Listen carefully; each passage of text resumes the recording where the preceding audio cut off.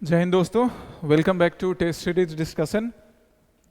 Part 1 में मैंने तुम्हारे साथ टेस्ट 5 का क्वेश्चन नंबर 1 to 25 तक के डिस्कशन किए थे। अभी क्वेश्चन नंबर 26 से मैं स्टार्ट कर रहा हूँ। टेस्ट पेपर तुम्हारे पास है, टेस्ट का सॉल्यूशन भी तुम्हारे साथ ग्रुप में एप्लीकेशन में शेयर कर दिया जाएगा।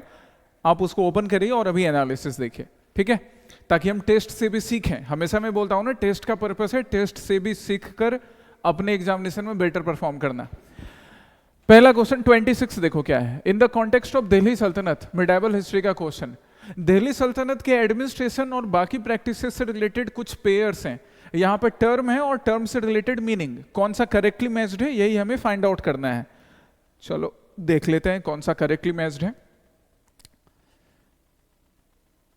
फर्स्ट वन है बरीद। बरीद के सामने लिखा है an officer in charge of intelligence and espionage. बिल्कुल सही है। बरीद जो होता था या बारिद जो होता था वो ऑफिसर्स इंचार्ज होता था, किसके लिए? इंटेलिजेंस के लिए। मतलब दिल्ली सल्तनत का जो सुल्तान है उसका ये जेम्स बॉन्ड होगा। अब जेम्स बॉन्ड थोड़ा अंग्रेजी हो जाता है, तो दिल्ली सल्तनत का जो सुल्तान है उसका ये टाइगर होगा, सलमान खान वाला टाइगर। इंटेलिजेंस ऑफिसर बारिद बुलाएंगे इसको, राइट। नेक्स्ट ऑफिस क्या है? इक्ता। इक्ता का सबसे पहला मतलब क्या होता है? इक्ता मतलब होता है land assignment. Land assignment, land assignment. यहां पर भी तो वही लिखा है, land assigned to nobles for revenue collection. और जिसको असाइन किया जाएगा वो कहलाएगा इक्तादार। इसको हम लोग मुक्ति भी बुला सकते हैं, वली भी बुला सकते हैं। तो सेकंड इज करेक्टली मैच्ड, ये भी करेक्टली मैच्ड हो गया। दीवाने अर्ज। दीवाने अर्ज डिपार्टमेंट ऑफ रिलीजियस अफेयर। ना ना ना, रिलीजियस अफेयर्स का डिपार्टमेंट नहीं है दीवाने अर्ज। दीवाने अर्ज किस चीज का डिपार्टमेंट है? सो दीवाने अर्ज अलग से दिखा दो तुम्हें मैं लिखकर, वेट।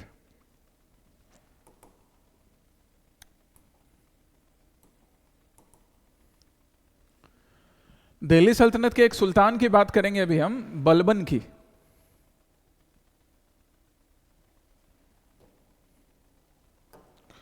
दिल्ली सल्तनत में बलबन नाम का एक सुल्तान है, स्लेव डायनेस्टी का ही बलबन। इसने क्या किया ना, इसने दो डिपार्टमेंट अलग कर दिए। डिपार्टमेंट ऑफ डिफेंस, क्योंकि डिफेंस जो है वो काफी इंपॉर्टेंट रोल प्ले कर रहा है, तभी तो सल्तनत स्ट्रांग होगा। और इसका नाम पड़ा दीवान ए अर्ज। एंड दूसरा department, department of revenue, finance department, क्योंकि फाइनेंस भी तो चाहिए तभी तो सल्तनत स्ट्रांग होगा। दीवाने उनाजरत या दीवाने विजारत।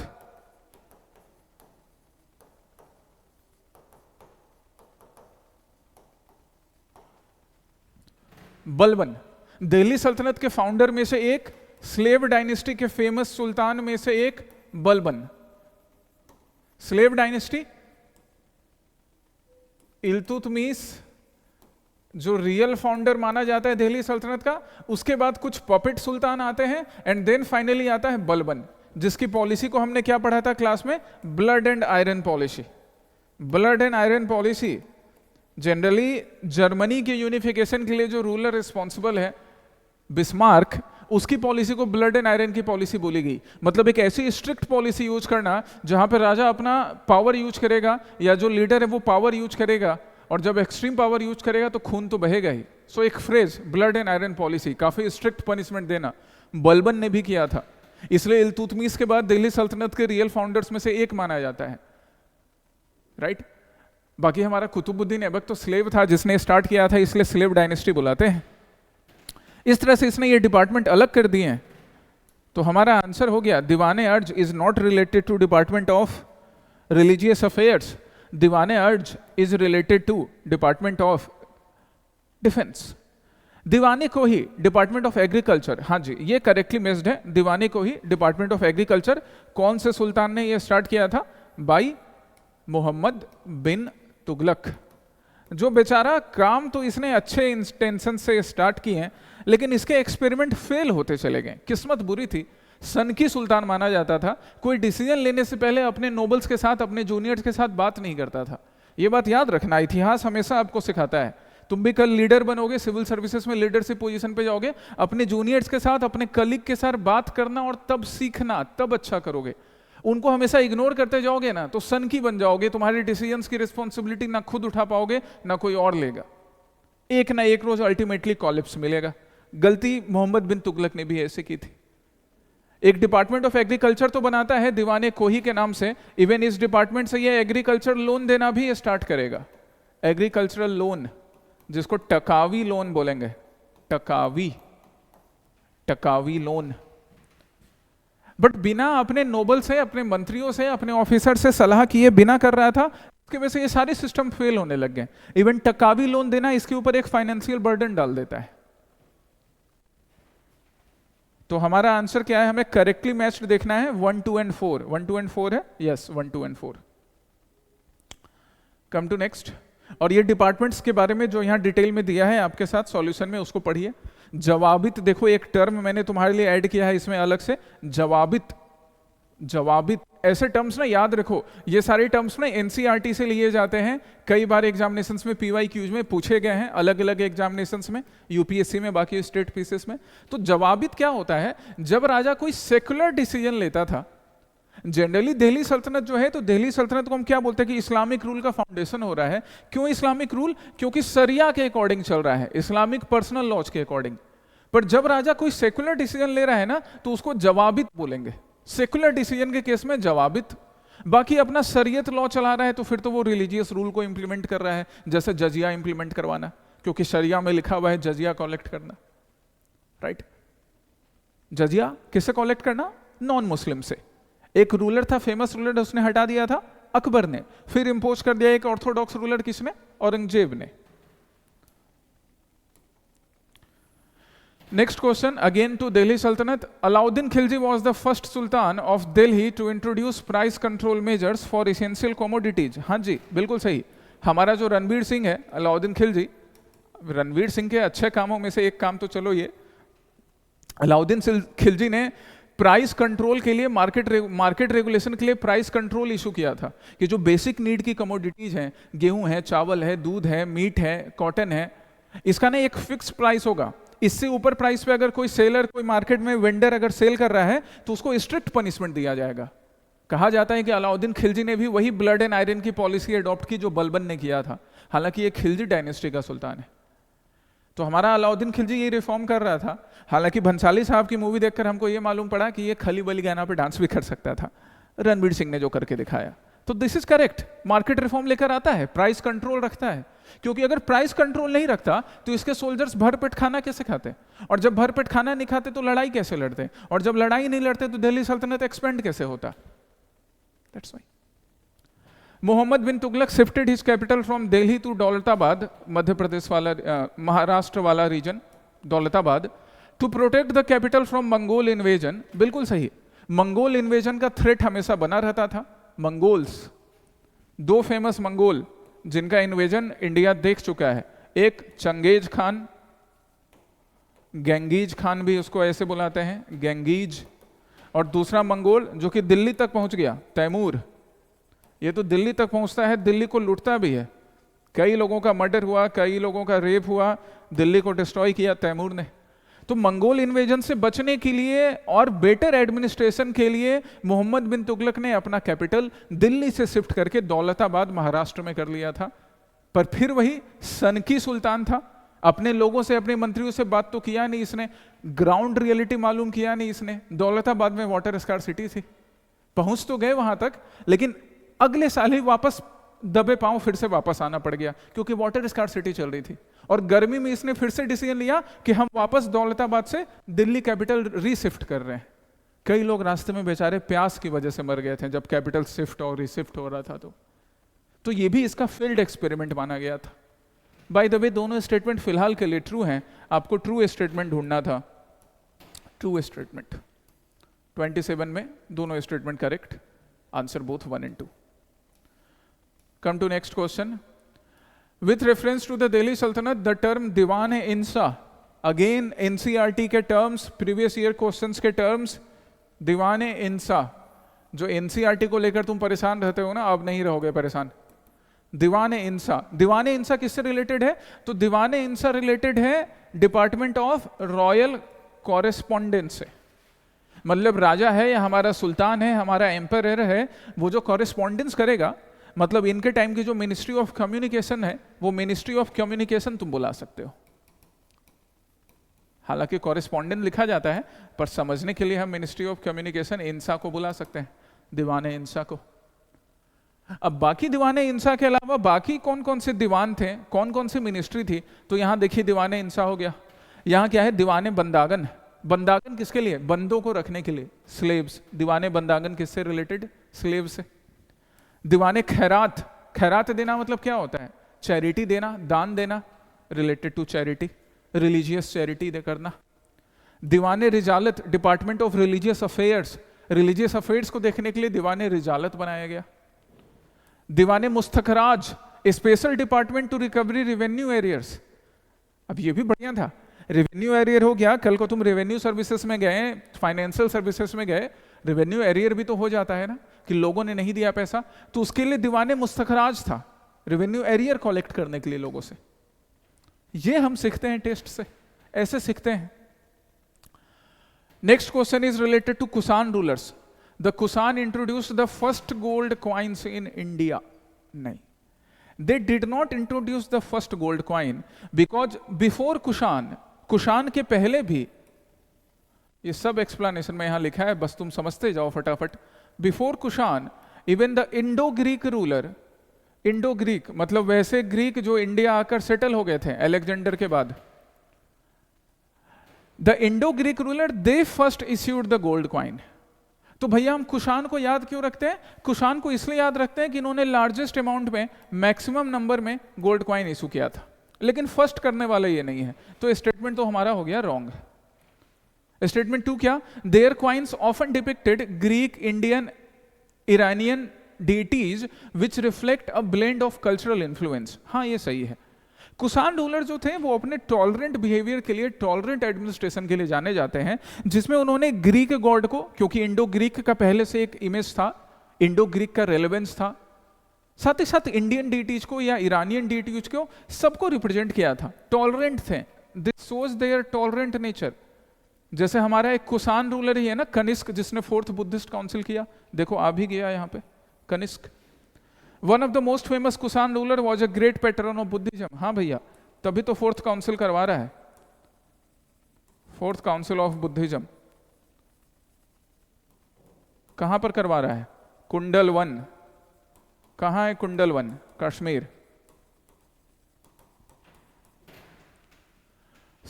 कौन कौन से स्टेटमेंट करेक्ट हुए? 2 और 3 करेक्ट हो रहे हैं। अगर करेक्ट ढूंढना है तो हमारे पास करेक्ट आंसर के लिए, यस, आपको करेक्ट ढूंढना था, 2 और 3 only. Next question again related to सल्तनत पीरियड और medieval period. With reference to Delhi सल्तनत consider the following statements about दीवाने कोही। तुमको मैं हमेशा बोलता हूं ना कि जब टेस्ट दो तो क्वेश्चन नंबर 1 से 100 तक या जितने भी क्वेश्चन से पर हो, कई बार हमारे क्वेश्चन में आखिर में या बाद में ऐसे क्वेश्चन होते हैं जो पहले के क्वेश्चन के लिए हिंट का काम करते हैं, या शुरू में कुछ ऐसा लिखा होता है जो आगे किसी क्वेश्चन के लिए हिंट का काम करता है। देखो दीवाने कोही अभी एक क्वेश्चन में था जो हमने शुरू किया था, आई थिंक क्वेश्चन नंबर 25, यहां देखिए फिर से मिला। हिंट का काम, यही हिंट ढूंढना है एग्जामिनेशन में, और ये सब इंटेंशनली डाला जाता है कि तुम सच में समझदार हो, स्मार्ट हो, कि भेड़ चाल में चल रहे हो, भीड़ के पीछे भागने वाले हो। भेड़ चाल का हिस्सा नहीं बनना है, स्मार्ट बनना है, दिमाग लगाना है अपना। With reference to Delhi Sultanate, consider the following statements about Diwan-e Kohi. It was a department related to agriculture established by Muhammad bin Tughlaq. अभी तो हमने देखा कि हाँ, its primary function was to enhance agricultural productivity by providing loans and ensuring irrigation facilities. हाँ, क्योंकि agricultural loan provide करेगा, जिसको हम टकावी लोन बोलते हैं, और इरिगेशन फैसिलिटीज पे वर्क करेंगे, तभी एग्रीकल्चरल प्रोडक्टिविटी इनहेंस होनी है। हालांकि इरिगेशन के लिए इसके बाद इसका सक्सेसर आएगा, वो दीवाने सर्व भी बनाएगा, specific department for irrigation. But agriculture का डेवलपमेंट इरिगेशन के साथ यहाँ पर भी होगा। ऐसा नहीं है कि ये एग्रीकल्चर में इरिगेशन नहीं करवाएगा। आगे जाकर एक और दीवाने लिख लो, एक और मिनिस्ट्री लिख लो, दीवाने सर्ब। शरबत पीते हो ना, शरबत, रूह अफ़ज़ा वाला शरबत, नींबू पानी, नींबू चीनी पानी में डालकर शरबत, तो ये दीवाने शरबत है, सर्ब है, किससे से रिलेटेड? इरिगेशन से रिलेटेड। ऐसे ट्रिक बनाकर याद कर लो, लिख लो इसको, दीवाने शर्ब, आगे जाकर बनेगा, इसका सक्सेसर बनाएगा, दीवाने शर्ब, इरिगेशन से रिलेटेड। ठीक है। Third, it introduce new crops like wheat and barley to the सल्तनत्स एग्रीकल्चरल सिस्टम। हमारा जो क्या नाम है, मोहम्मद बिन तुगलक, उसने एक डिपार्टमेंट बनाया एग्रीकल्चर का, प्रोडक्टिविटी इंक्रीज कर रहा है और नया क्रॉप्स इंट्रोड्यूस कर रहा है, व्हीट एंड बार्ली। तो इससे पहले लोग व्हीट बार्ली नहीं खाते थे क्या? मोहम्मद बिन तुगलक से पहले अलाउद्दीन खिलजी, क्या वो व्हीट बार्ली नहीं खाता था? तो ये तो एकदम इररेलेवेंट स्टेटमेंट है, पढ़ के ही लग रहा है कि गलत होगा। 1 and 2 ओनली हमारा आंसर, करेक्ट आंसर।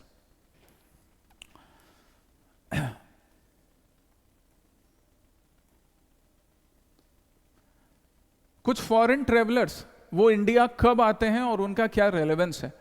तो पहला तो जो नाम है ना, अल बरूनी। देखो ये जो क्वेश्चन है ना, यहां पे हम एलिमिनेशन मेथड भी अप्लाई करेंगे और फिर क्वेश्चन बनाएंगे।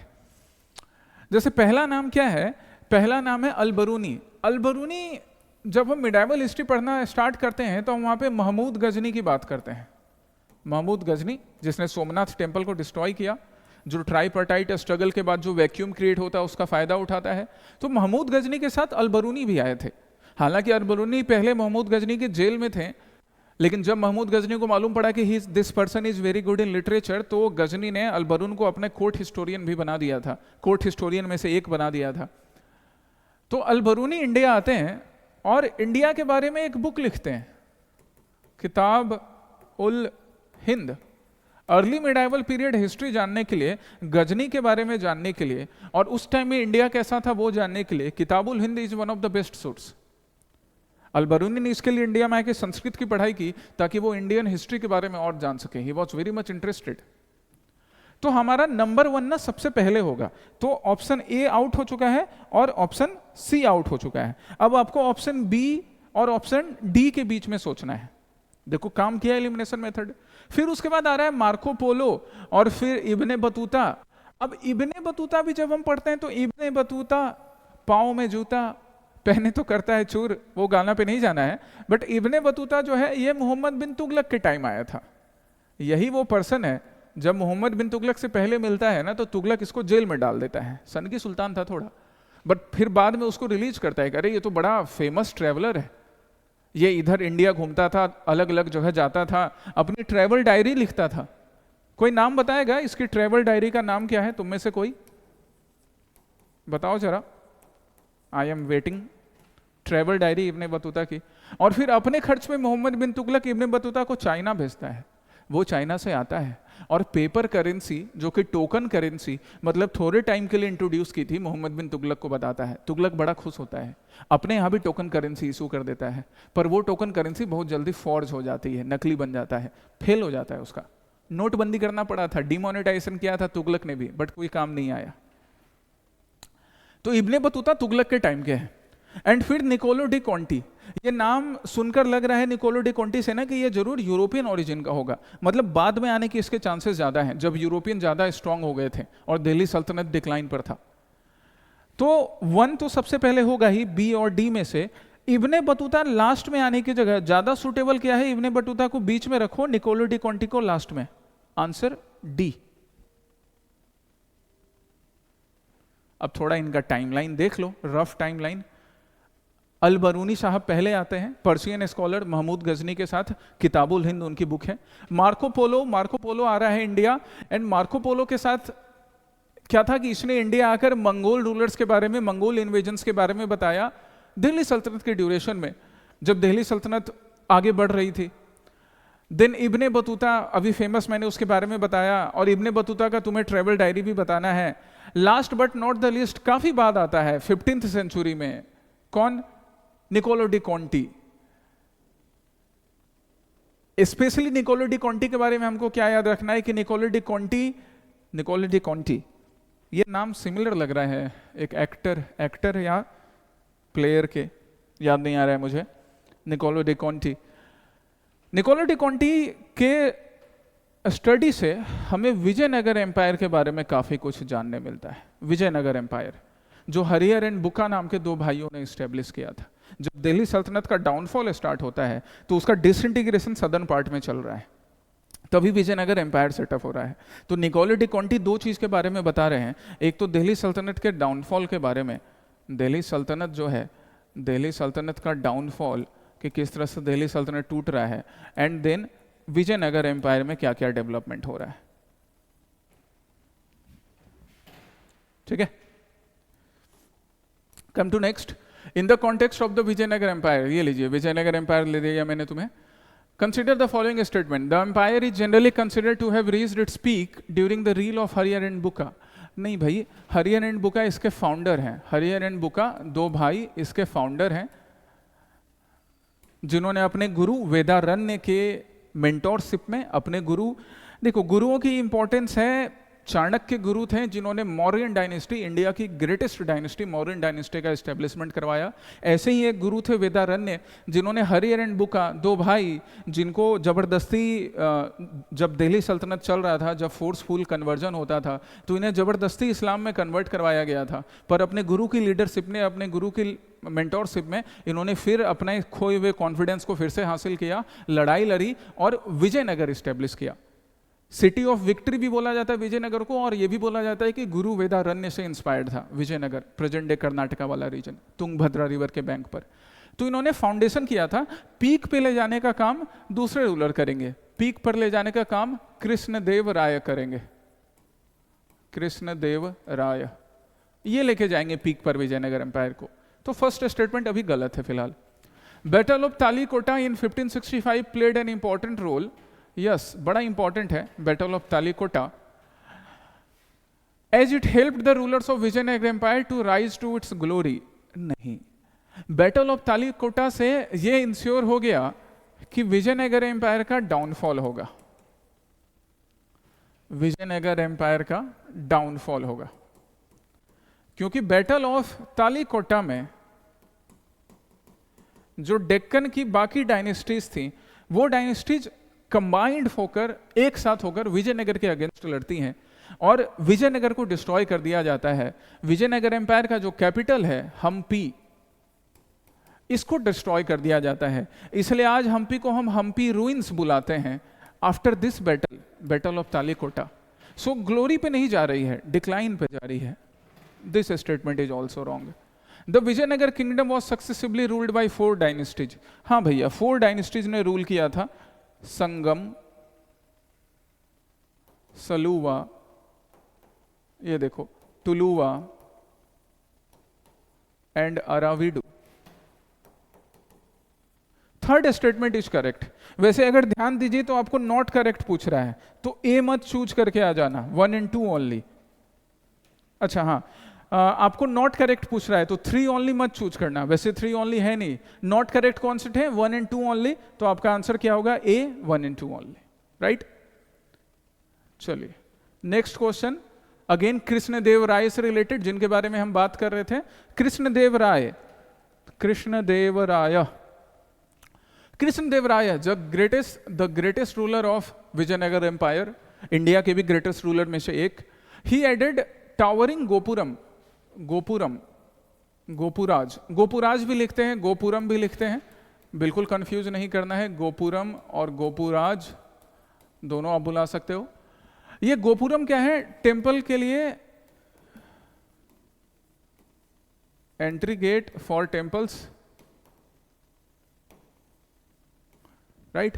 तो ये जो गोपुराज है या गोपुरम है, एंट्री गेट हम इसको बुला सकते हैं। द्रविडियन टेंपल आर्किटेक्चर के फीचर में से एक माना जाता है, क्योंकि ये जो नागर स्टाइल है, नॉर्थ इंडिया के स्टाइल है, वहां पे ऐसे वेल डेकोरेटेड, हेवीली डेकोरेटेड, ऐसे बिग वाइब्रेंट एंट्री गेट नहीं बनाए जाते हैं। जैसे गुवाहाटी में आप कामाख्या टेंपल का एंट्री गेट देखिए और जो बालाजी टेंपल है उसका देखिए, तो बालाजी टेंपल का जो एंट्री गेट है वो हेवीली डेकोरेटेड है as compare to the entry gate of Kamakhya temple, क्योंकि Kamakhya temple is largely based on Nagara style while the Balaji temple is based on Dravidian style.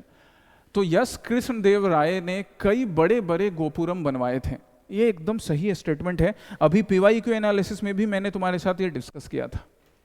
He is the author of the famous poem अमुक्कटल Amuktamalyada, the story of Andal. Yes, ये कृष्णदेव राय जो है ना, ये एक famous author भी होंगे। इन्होंने काफी कुछ लिटरेचर के लिए भी काम किया, इसके वजह से इनको आंध्र भोज, आंध्र पितामह भी बोला जाता है। He is also known as Andhra Bhoja, Andhra Pitamaha, Pitamaha Krishnadeva Raya. And ये जो फेमस वर्क है Amuktamalyada, the story of Andal, ये भी यही ऑथर हैं, इनका ही कंपोजिशन है। आज से याद रखो इस चीज को। And he gave legal recognition to the Nayakara system, या जिसको हम नायका सिस्टम बुला सकते हैं। ये भी रिसेंटली पीवाईक्यू एनालिसिस में मैंने तुम्हारे साथ डिस्कस किया है। नायका सिस्टम क्या होगा? जिस तरह से दिल्ली सल्तनत में इक्तादारी सिस्टम है ना, इक्तादारी, लैंड असाइनमेंट, इक्ता लैंड असाइनमेंट हो गया, और वो जो लैंड असाइनमेंट जिसको किया गया वो कहलाएगा इक्तादार, जहां से वो रेवेन्यू कलेक्ट करेगा और अपनी छोटी सी आर्मी रखेगा ताकि सुल्तान को हेल्प कर सके। वैसा ही कुछ somewhere similar, not exactly, Amara Nayaka system है। अमार नायक, या इसको अमरम नायकम सिस्टम भी बोलेंगे, नायक। स्पेशली ये पॉपुलर कब हो रहा है? विजयनगर एम्पायर में।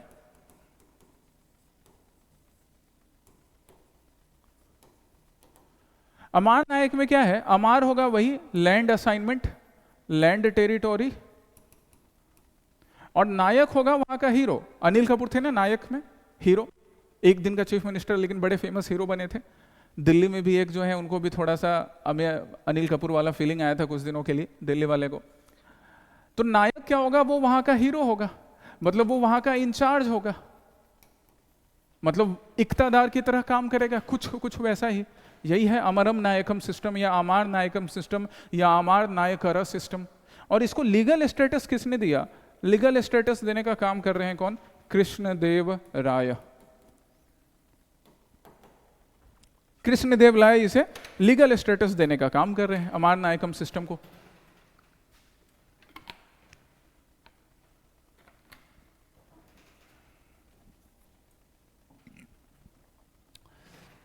चलिए, तो हमारा ये हो चुका है correct answers, all of the above 1, 2 and 3।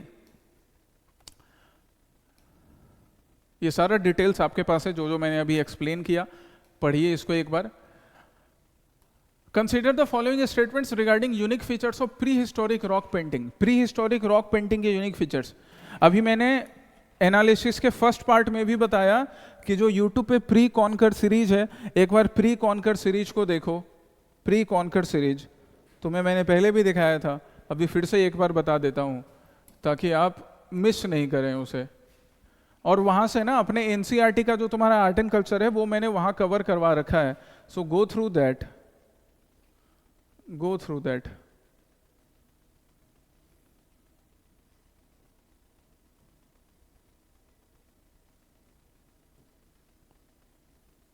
ये देखो प्री कॉन्कर, इसमें एनसीईआरटी में जो आर्ट एंड कल्चर है क्लास 11th वाले, अभी क्लास 11th वाले हैं, तो वहां से तुम आर्ट एंड कल्चर कवर कर सकते हो। चैप्टर वाइज इसमें मेंशन्ड है, 4 या 5 चैप्टर मैंने करवा रखा है। गो थ्रू दिस लेक्चर्स ताकि आपका art and culture, NCERT based जो आर्ट एंड कल्चर है वो वहां से कवर होना शुरू हो जाए। वहां पर भी तुम्हें prehistoric rock paintings, Indus valley civilisation का कल्चर से रिलेटेड क्वेश्चन मिलेंगे। Consider the following statements regarding unique features of prehistoric rock paintings. The artists have not made their paintings only on the walls of the rock shelters. सही बात है, artist जो हैं इन्होंने सिर्फ वॉल पे ही पेंटिंग नहीं बनाया था, वही लिखा है ना, artist have not made their paintings only on the walls of the rock shelters. Wall के अलावा वो और कहाँ बनाते हैं? ऑल्सो ऑन सीलिंग्स, है ना। ऐसा नहीं है कि सिर्फ जिस केव में रह रहे हैं तो केव की दीवार पे पेंटिंग बनाया, दीवार केव के छत पे भी पेंटिंग बनाया, सीलिंग पे। हो सकता है कि रात को सो रहे हैं और पेंटिंग देखकर सोएं, ये पर्पस रहा हो, या फिर दूर से ही कोई आए और सीलिंग देख सके, छत देख सके, ये भी पर्पस रहा हो।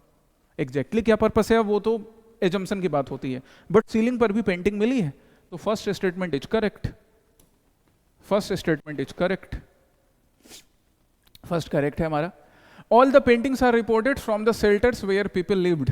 अब ये जरूरी नहीं है, हर पेंटिंग वहीं से मिला है जहां पे लोग रहते थे, ऐसा नहीं है, ऐसा नहीं है। क्या हम फ्लाईओवर के नीचे रहते हैं हर कोई, जो हम फ्लाईओवर के पिलर पे पेंटिंग करते हैं?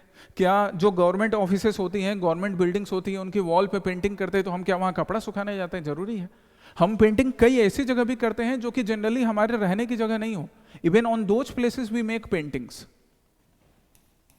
Wrong, first watch correct.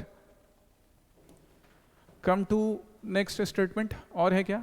Yes, the primitive artist lacked to possess an intrinsic passion for storytelling due to various limitations such as acute working condition, inadequate tools, materials, etc.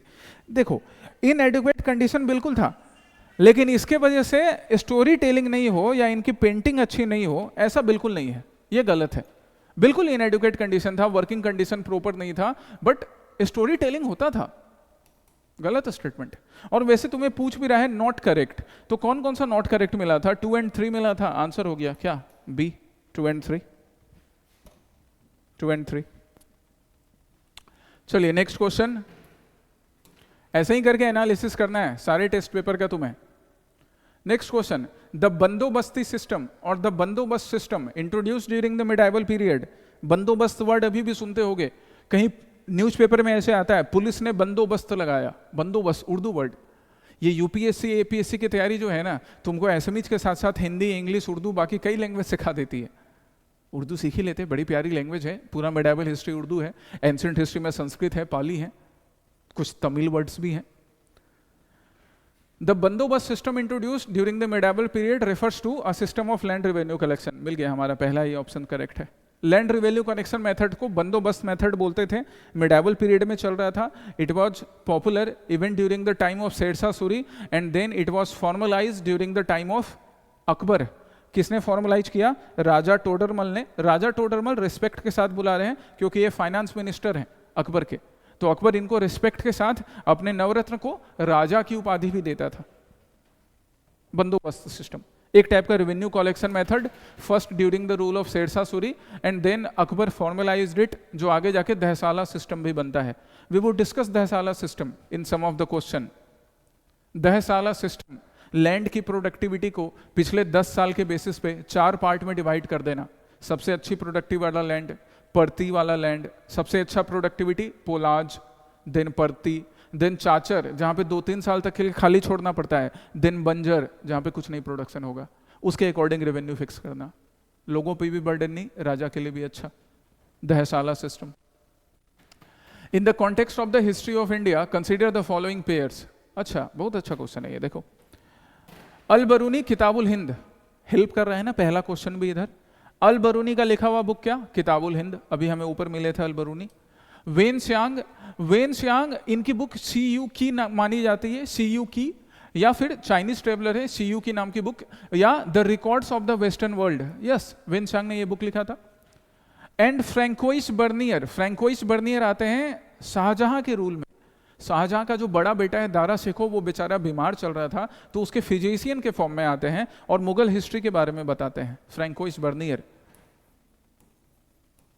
During Shahjahan for his elder son, मतलब royal Prince Daraz, एक physician है, साथ में historian भी है ना। तो ये फिजिशियन किस लिए आ रहे हैं? दाराज हेल्थ, दाराज शिकोह के हेल्थ को देखने के लिए। तीनों मैच है आपस में। Which of the following are correct? All three are correct, all three are correct. 1, 2 and 3, 1, 2 and 3। ये देखो, फ्रैंकोइस बर्नियर मुगल एम्पायर के टाइम में आ रहा है। He was associated with the Mughal court as a personal physician of Dara Shikoh, eldest son of Shahjahan. हालांकि दारा शिकोह को औरंगजेब ने मार दिया और शाहजहां के बाद नेक्स्ट कौन बनता है फिर रूलर?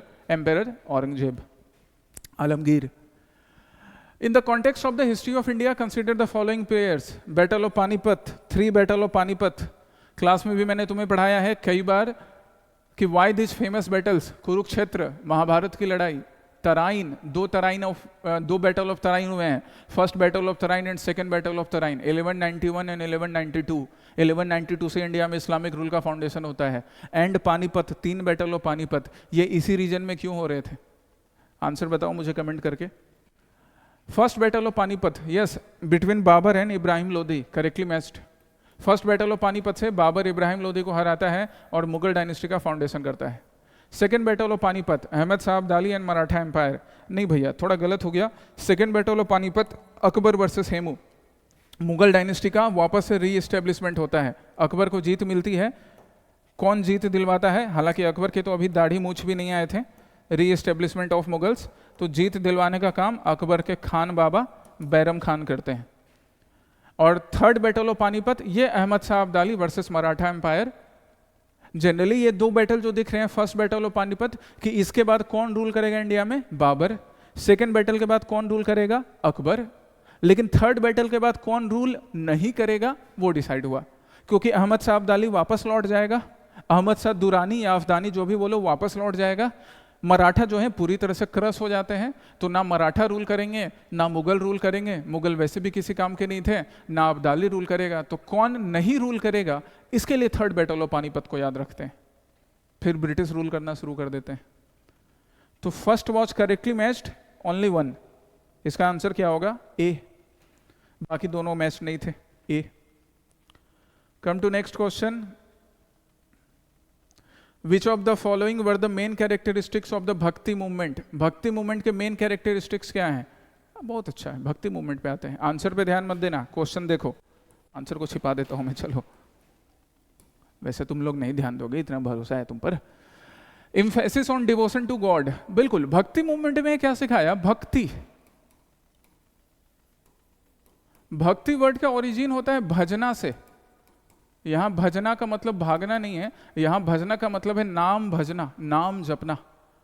तो भगवान का नाम जपो। नाम कैसे जपोगे? नाम जपोगे प्रेयर से, कुन फाया कुन गाकर, नाम जपोगे पोएट से, नाम जपोगे सॉन्ग से, नाम जपोगे डांस करके। तो भक्ति वही तो सिखा रहा है। Use of vernacular language for spreading the message, yes, vernacular language, local languages, जैसे श्रीमंत शंकर देव ने एसएमएस लैंग्वेज के लिए काम किया, मीराबाई ने राजपूताना लैंग्वेज के लिए काम किया, चैतन्य महाप्रभु ने बांग्ला लैंग्वेज के लिए काम किया।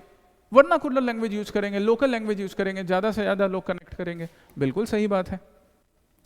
And establishment of temples and idol worship, नहीं, टेम्पल्स नहीं इस्टेब्लिश करेंगे। जब टेम्पल्स ही इस्टेब्लिश करेंगे तो भक्ति मूवमेंट पहले से जो रिलीजियस जो वे चल रहा है, रिलीजियस स्ट्रक्चर चल रहा है, उससे अलग कैसे होगा? ये गलत। रिजेक्शन ऑफ कास्ट डिस्टिंक्शन, यही, कास्ट डिस्टिंक्शन को तो रिजेक्ट किया ही जाएगा, क्योंकि जब भगवान की भक्ति हो रही है तो भगवान के लिए सब बराबर है, कोई कास्ट डिस्टिंक्शन नहीं, कास्ट रिजिडिटी नहीं। तो 1, 2 एंड 4 इज करेक्ट है क्या? ऑप्शन ए ही है, वही है आंसर, यस, ऑप्शन ए। ठीक है, next question 39, with reference to the भक्ति मूवमेंट। अब भक्ति मूवमेंट के यहाँ कुछ लीडर्स हैं और उन्होंने किस रीजन में अपना काम किया, किस रीजन में भक्ति को प्रमोट किया? वो पहले श्रीमंत शंकर देव स्प्रेड वैष्णविज्म, वैष्णव भक्ति मूवमेंट इन आसाम, नियो वैष्णव भक्ति मूवमेंट और वैष्णव भक्ति मूवमेंट इन आसाम, बिल्कुल शंकर देव जी का यहाँ रोल है। सूरदास, जिनके बारे में कहा जाता है कि आंख से दिखता भी नहीं था पर कृष्ण भक्ति के अप्रतिम प्रमाण है, ग्रेटेस्ट भक्त ऑफ कृष्ण, सूरदास, उत्तर प्रदेश वाले रीजन में, ये भी करेक्ट मैच्ड है। मीराबाई राजपूत फैमिली से आती थी, सिसोदिया राजपूत फैमिली से आती थी, महाराणा प्रताप जिस फैमिली से बिलोंग करते हैं उसी फैमिली से थी मीराबाई, लेकिन कृष्ण भक्ति में मशगूल थी राजस्थान में मीराबाई, करेक्ट। तुलसीदास जी, तुलसीदास जी गोस्वामी तुलसीदास जी, जिनकी रचना है रामचरित मानस, लोगों के मानस में, लोगों के मस्तिष्क में राम जी को लेकर जो कल्पनाएं थी, जो रचनाएं थी, उनको रचना का आकार देना, रामचरितमानस गोस्वामी तुलसीदास जी का। Which of the following are not correctly matched? Actually सारे करेक्टली मैच्ड हैं, तो नॉट करेक्टली मैच्ड के लिए हमारे पास कोई ऑप्शन है क्या? है ना, नन ऑफ द एबव, क्योंकि सारे करेक्टली मैच्ड है। गलती से 1, 2, 3, 4 नहीं चूज कर लेना, क्योंकि वो सब करेक्टली मैच्ड है। Next question, with reference to Nirguna sect consider the following. Nirguna, Saguna और निर्गुण। सगुण जहां पर जिसकी भक्ति कर रहे हैं उसका एक आकार होगा, उसका गुण होगा, उसकी प्रॉपर्टीज होंगी, जिस प्रॉपर्टी के अकॉर्डिंग उसका फेस बना सकते हैं, स्ट्रक्चर बना सकते हैं। निर्गुण जहां पे कोई गुण नहीं है, कोई फेस नहीं है, कोई स्ट्रक्चर नहीं है, निर्गुण भक्ति। श्रीमंत शंकर देव जी की भी निर्गुण भक्ति थी। गुरु नानक देव जी की निर्गुण भक्ति थी, कबीर की निर्गुण भक्ति थी। With reference to Nirgun sect, which of the following is are true? The Nirgun sect believed in the worship of a formless, yes, formless God. Correct. The followers of Nirgun sect rejected the need for priest and rituals. Obviously, priest and ritual की जरूरत नहीं थी, ये तो भक्ति movement का ही सार है। Kabir, Nanak and Dnyaneshwar are the main proponents of Nirgun sect. बिल्कुल, अभी जिनकी बात मैंने तुमको कही। तो करेक्ट ढूंढना था भाई। अच्छा, 4 भी है क्या? The Nirgun sect followed the philosophy of monism, seeing God and the individual soul as identical. अब यहां से ये याद रखना, वैसे आंसर तुम्हें यहां दिख रहा है 1, 2 एंड 3 आर करेक्ट। एक्चुअली में ना इसकी जरूरत नहीं थी, आंसर पे मत जाओ, यहां पहले समझो मोनोइज्म क्या है। गॉड और सोल को एक जैसा देखना, इसकी जरूरत नहीं थी। भक्ति क्या सिखा रहा है कि जो हमारा भगवान है, चाहे इस्लाम में उसको सूफीज्म बुलाएं, हिंदुइज्म में भक्ति बुलाएं, हम अगर नाम भजते हैं तो हम उसको प्राप्त होंगे, हमारा मिलन उससे होगा। उसके लिए गॉड और सोल एक है, ये आइडेंटिकल बनाना, ये आइडेंटिकल बताना, इसका कोई रिक्वायरमेंट नहीं था। This was not the basis of भक्ति, ये भक्ति का पार्ट नहीं है, इसकी जरूरत नहीं थी। इसलिए 1, 2 and 3 are correct, this one is not correct. आपका आंसर है क्या? A, 1, 2 and 3। Next question, Sufi movement से रिलेटेड आ जाइए, इस्लाम के भक्ति मूवमेंट पर। Sufis placed great emphasis on inner purification and devotion rather than ritual observance. हाँ, अब जैसे इस्लाम में था कि एक सच्चा मुसलमान 5 वक्त का नमाजी होता है, 5 वक्त नमाज पढ़ता है, इन्होंने बोला कि एक सच्चा मुसलमान बिना नमाज पढ़े भी इस्लाम को फॉलो करेगा, नाम जप के, गाना गाकर, समा बांधकर, डांस करके। सूफीज़म स्टार्ट हो गया कि अगर हम अपने इनर प्यूरिफिकेशन पे ध्यान दें तो वो जो गॉड है, वो जो अल्लाह है, वो बिल्कुल हमें याद रखेगा, वो बिल्कुल अपना जो उसका आशीष है, जो आशीर्वाद है, रहम है, वो बनाए रखेगा। Sufism, correct. The Sufi orders were organized into spiritual hierarchies with a system of discipleship. ये जो system of discipleship है ना, system of discipleship, क्या है ये system of discipleship?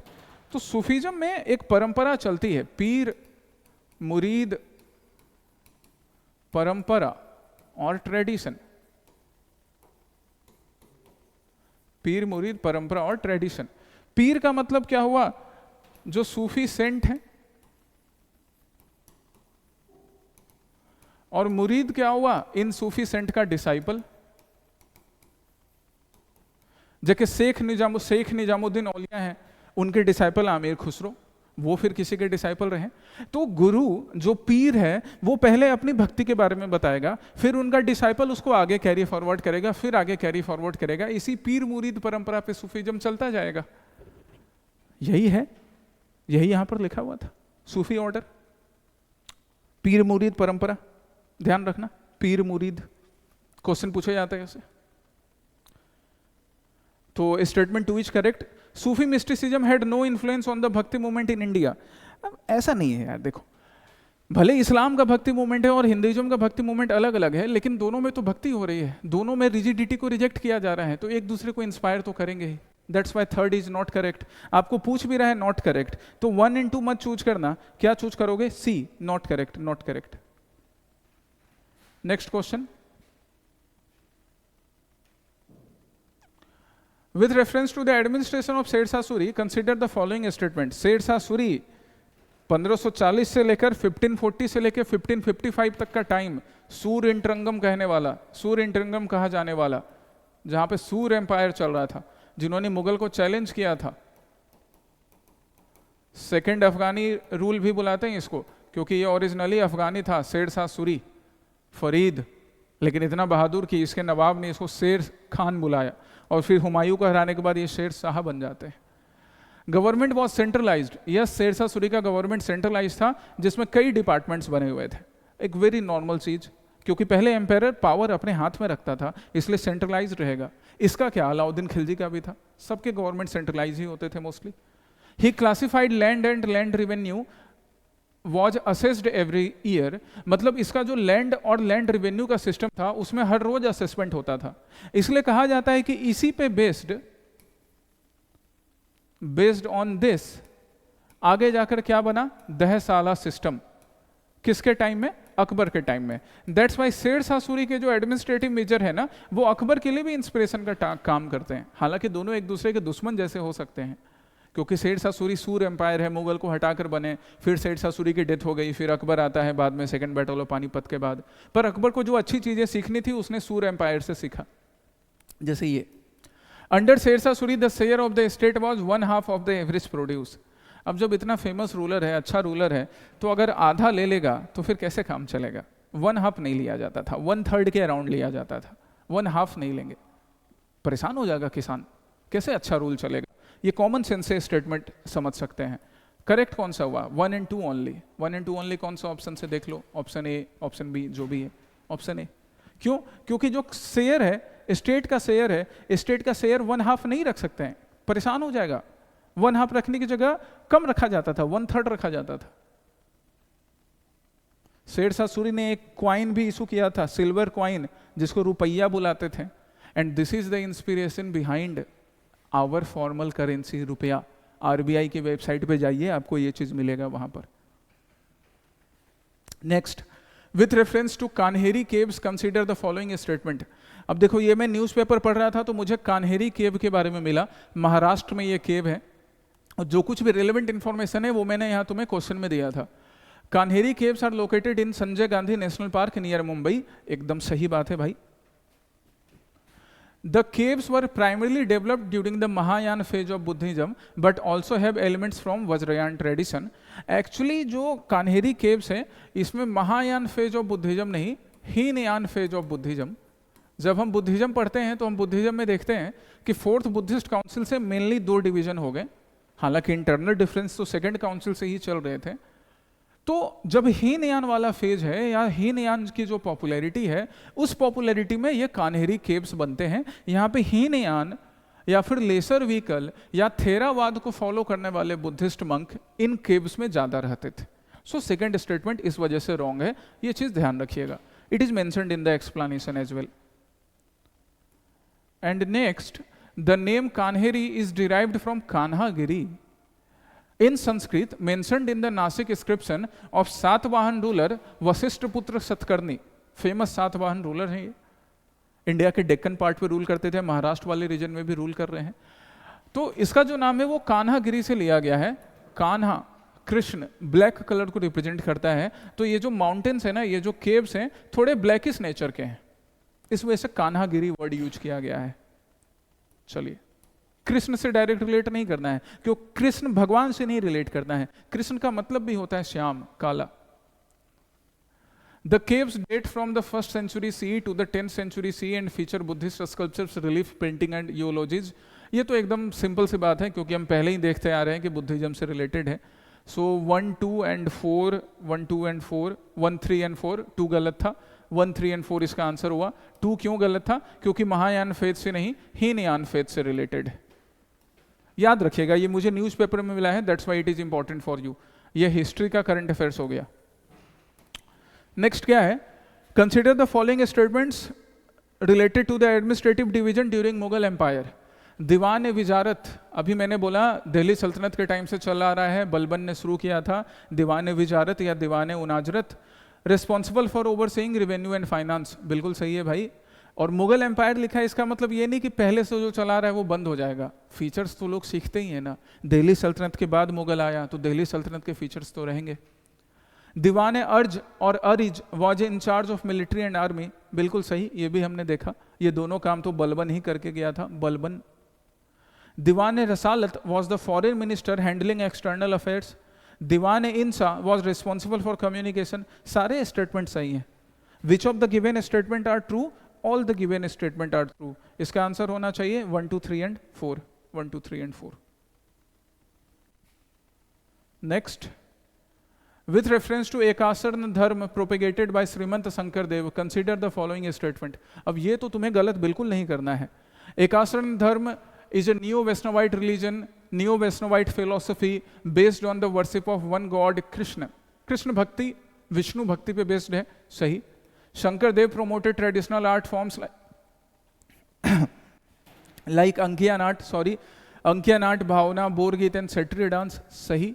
इन सब के बारे में जितना अलग से पढ़ सकते हो ना, पढ़ लो। जितना अलग से पढ़ सकते हो पढ़ लो, काम आएगा, इंटरव्यू में भी काम आता है।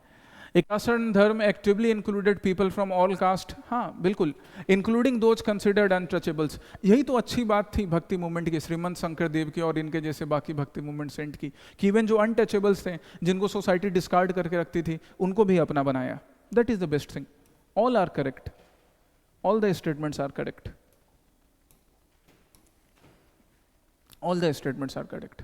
Next question, with reference to Maratha kingdom and the taxation. Maratha kingdom से टैक्सेशन वाला पार्ट बड़ा पूछा जाता है, इसलिए मैंने ये इंक्लूड किया। The revenue system of Shivaji was based on the Malik Ambar of Ahmadnagar. ये रिसेंटली अभी मैंने PYQ में भी डिस्कशन किया है तुम्हारे साथ कि छत्रपति शिवाजी का जो रेवेन्यू एडमिनिस्ट्रेशन था वो माना जाता है कि मलिक अम्बेर जो अहमदनगर के हैं उनसे इंस्पायर्ड था। ये PYQs में भी है, UPSC ने भी पूछा है, PYQ एनालिसिस में भी मैंने करवाया है तुम्हें, देखो इसलिए PYQ एनालिसिस वगैरह। सही है स्टेटमेंट। लैंड वर मेजर्ड सॉरी, लैंड्स वर मेजर्ड यूजिंग ए मेजरिंग रॉड, काठी। हाँ, काठी मतलब एक मेजरिंग रॉड होता था लकड़ी का बना हुआ, है ना, लकड़ी की काठी, काठी का घोड़ा, तो वैसे ही मेजरिंग रॉड काठी से मेजर किया जाता था। ये भी सही है स्टेटमेंट है। Lands were classified into categories, paddy fields, garden fields and हिली ट्रैक्स।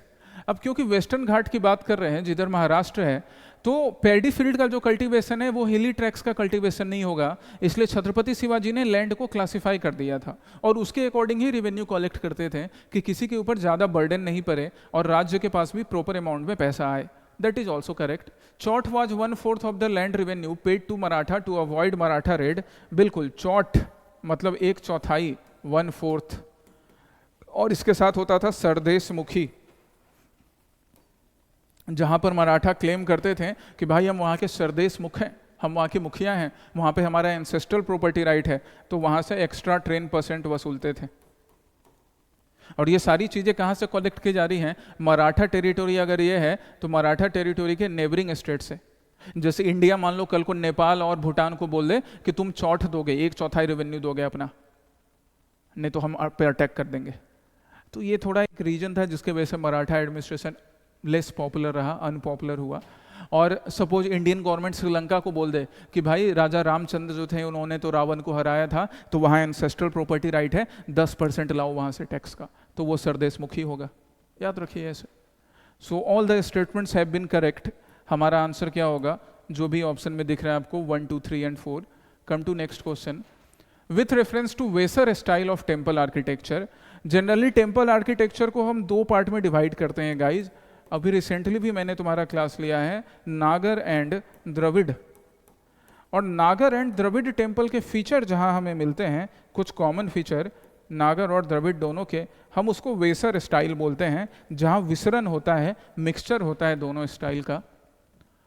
तो अब स्टेटमेंट क्या है? The Vesara style is a hybrid of Nagara and Dravidian style found mainly in central and Deccan India. तो मिश्रण है वो तो दिख ही रहा है, नागर नॉर्थ में है, द्रविडियन साउथ में है, तो डेक्कन में ही होगा ना वेसर। हुआ correct? Temples of the Vesara style often feature stellate design, star shaped design, star shaped plans and intricately carved walls. अब इस स्टेटमेंट पे बाद में आऊंगा, लेकिन थर्ड पढ़ के मैं आंसर भी बना लूंगा ऑप्शन पढ़कर। ऑप्शन फिर क्या है? The Hoysaleswara temple in Karnataka. अब कर्नाटका कहाँ पड़ेगा? डेक्कन वाले पार्ट में नहीं पड़ेगा क्या? वहीं पड़ेगा। Is an example of the Vesara style. तो जब वेसर स्टाइल डेक्कन पार्ट में हो रहा है तो कर्नाटक वाला भी इसका पार्ट है। इट मीन्स 1 और 3 तो करेक्ट होना चाहिए। अब हमारे पास कोई ऐसा स्टेटमेंट दिख रहा है जिसमें 1 एंड 3 है? स्टेटमेंट में 1, 2 एंड 3 है। यहाँ पे 2 एंड 3 था तो 1 नहीं था, बिना 1 के तो आंसर ही गलत होगा। तो फिर थोड़ा दिमाग लगाकर, कॉमन सेंस लगाकर हमने ये भी समझ लिया कि ये जो स्टेलेट डिजाइन है, स्टेलेट डिजाइन मतलब यहाँ पे छोटे शिखर बनेंगे और ऐसे करके एंगल निकला रहेगा जो ऊपर से देखने पर स्टार लाइक अपीयरेंस बनाएगा। Star like appearance, stellate design इसको बोलते हैं। यस, ये मिलता है यहाँ पर। आज से ये चीज हम सीख भी गए कि star shaped design, stellate design मिलता है, और हमारा आंसर भी बन गया था एग्जामिनेशन में। नहीं छोड़ना है ऐसे क्वेश्चन को, बिल्कुल नहीं छोड़ना है। हाँ, ये जेड कैटेगरी के क्वेश्चन हो सकते हैं या वाई के हो सकते हैं, लेकिन थोड़ा कॉमन सेंस लगाकर उसको घर पे तो छोड़ के नहीं जाओगे ना एग्जामिनेशन में। बना सकते हैं ऐसे क्वेश्चंस भी।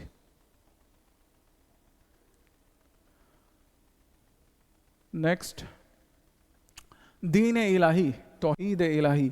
दीन इलाही के साथ साथ इसको तौहीद इलाही भी बुलाया जाता है। अकबर का इलाही मेरा जिया है, Din Ilahi. Din Ilahi was introduced by Akbar, ठीक है, as a syncretic religious philosophy combining elements of different religion. हाँ सही है, डिफरेंट रिलीजन के फिलोसफी को एक करके अकबर ने दीन इलाही या तौहीद इलाही लाया था। वो हर रिलीजन की गुड फिलोसफी को, नोबल फिलोसफी को यूज करके। कुछ हद तक सिमिलर था अशोक के धम्म की तरह, लेकिन अशोक ने अपने धम्म को बड़े अच्छे से पॉपुलराइज किया, अकबर वहीं पर फेल हो जाता है, इसको पॉपुलराइज नहीं कर पाता है। It gained wide spread acceptance across Mughal empire during Akbar reign. Akbar के खुद दरबारियों को अच्छे से नहीं मालूम था कि दीन इलाही क्या है, ज़्यादा पॉपुलर नहीं हुआ, very less popular, this was less popular. Even Akbar की जिंदगी में भी ये ज़्यादा पॉपुलर नहीं हो पाया, अकबर के बाद तो डिसअपियर जैसा हो गया। राजा Man Singh was one of the prominent members of दीन इलाही। नहीं, राजा मान सिंह ने रिफ्यूज कर दिया था। Raja Man Singh he actually refused, he refused that I will not follow Deen Ilahi, I will not adopt दीन इलाही। अब यहाँ से एक चीज सीखने को मिल रही है कि अकबर ने ये फ्रीडम दिया था कि तुम दीन इलाही अडॉप्ट कर सकते हो या नहीं, ये चॉइस था, तभी राजा मान सिंह ने रिफ्यूज किया। एक फेमस पर्सन की हम बात करें तो जो बीरबल हैं, इन्होंने दीन इलाही को एक्सेप्ट किया था, ही एक्सेप्टेड। राजा बीरबल या जो बीरबल हैं, इन्होंने एक्सेप्ट किया दीन इलाही को। आपको रॉन्ग स्टेटमेंट ढूंढना है, which of the following are not correct ढूंढना है। तो नॉट करेक्ट में क्या होगा, फर्स्ट तो करेक्ट था, 2 and 3 आर नॉट करेक्ट। जो भी ऑप्शन है उस ऑप्शन को चूज करो, you would reach the answer. 2 and 3 है क्या? यस, 2 and 3 सी में है। Come to next question, consider the following statement regarding the administrative division under the Mughal. UPSC ये वाला क्वेश्चन ना लगातार 2 बार पूछा है, बस दूसरे तरीके से मैंने थोड़ा चेंज करके तुम्हारे लिए क्वेश्चन बना दिया। एडमिनिस्ट्रेटिव डिवीजन, देखो एडमिनिस्ट्रेटिव डिवीजन कुछ ऐसा होता था, सूबा,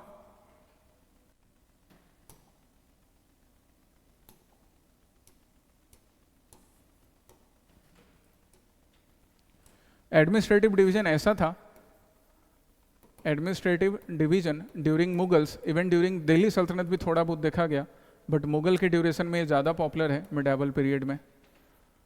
सूबा, सूबा के बाद सरकार, सरकार के बाद परगना, और परगना के बाद फिर ग्राम हो गया या गांव हो गया। सूबा, इसको तुम मॉडर्न डे का प्रोविंस बुला सकते हो, ये हो गया प्रोविंस।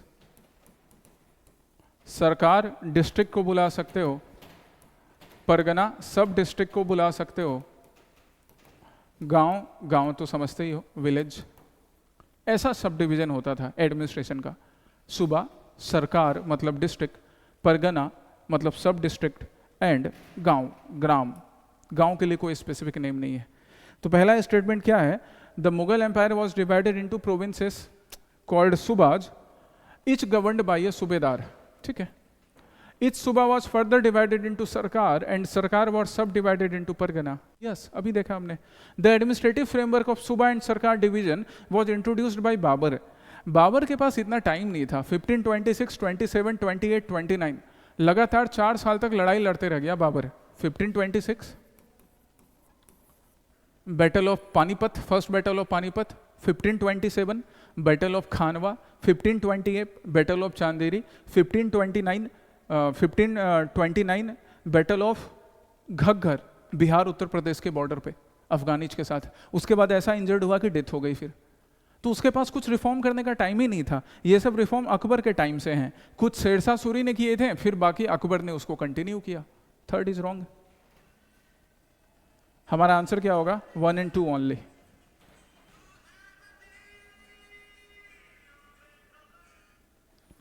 चलिए नेक्स्ट क्वेश्चन पे चलें। With reference to iqtadari system during the Delhi Sultanate, consider the following statement. The system was introduced by Iltutmish to manage revenue collection and governance. अभी मैंने तुमको इक्तादारी समझाया है कि इक्तादारी में दिल्ली सल्तनत में क्या किया जा रहा है। लैंड जो है, सपोज ये दिल्ली सल्तनत है और यहाँ दिल्ली है कैपिटल, तो ये लैंड, ये लैंड, ये लैंड, ये सब क्या कहला रहे हैं, इक्ता। और जो सुल्तान है उसने अपने ऑफिसर को, इक्तादार को ये लैंड दे दिया, जिसको वली भी बुलाएंगे। उससे बोला कि बेटा यहाँ पे रेवेन्यू कलेक्ट करना, साथ ही साथ गवर्नेंस भी संभालना अपनी छोटी सी आर्मी रखकर, और जब मुझे जरूरत होगी ये आर्मी लेकर पहुंच जाना लड़ाई करने के लिए। इल्तुतमिश ने इंट्रोड्यूस किया था, सही। द मुक्ति और iqtadar was responsible for collecting revenue and maintaining law and order in their assigned area, सही। यही यहाँ पर हमने देखा। The iqtadari system allowed the iqtadar to own the land, नहीं, ये इन इक्तादार के बाप का लैंड नहीं था, ये सुल्तान का होता था। गलत, गलत। 1 and 2 आर करेक्ट, करेक्ट ढूंढना है ना तो 1 and 2 करेक्ट होंगे। और ये भी याद रखिएगा, इक्तादारी सिस्टम शुरू से हेरिडेटरी नहीं थी। जब इल्तुतमिश ने इंट्रोड्यूस किया it was not hereditary. Iqtadari system को हेरिडेटरी बनाने का काम, हेरिडेटरी बनाने का काम इक्तादारी सिस्टम को किसने किया? एक तुगलक रूलर ने, फिरोज शाह तुगलक, इक्तादारी सिस्टम को हेरिडेटरी बनाया।